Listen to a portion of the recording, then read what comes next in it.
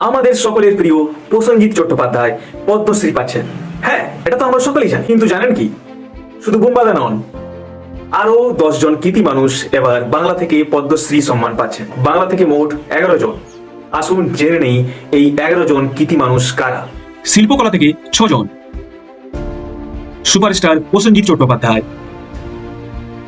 কিংবদন্তি নাট্য ব্যক্তিত্ব হরিমাধব মুখোপাধ্যায় মরণোত্তর, ইনি এখন আমাদের পাশে আর নেই। প্রখ্যাত সন্তুর বাদক তরুণ ভট্টাচার্য, তবলা সম্রাট কুমার বসু, তাঁত শিল্পী জ্যোতিষ দেবনাথ ও কাঁথা শিল্পী তৃপ্তি মুখোপাধ্যায়। সাহিত্য ও শিক্ষা বিভাগে মোট 4 জন, সাঁওতালি সাহিত্যিক রবিলাল টুডু,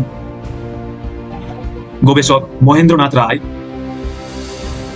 শিক্ষাবিদ অশোক কুমার হালদার, সমাজকর্মী গম্ভীর সিংহ এবং চিকিৎসা ক্ষেত্রে একজন প্রখ্যাত হৃদরোগ বিশেষজ্ঞ চিকিৎসক সরোজ মণ্ডল।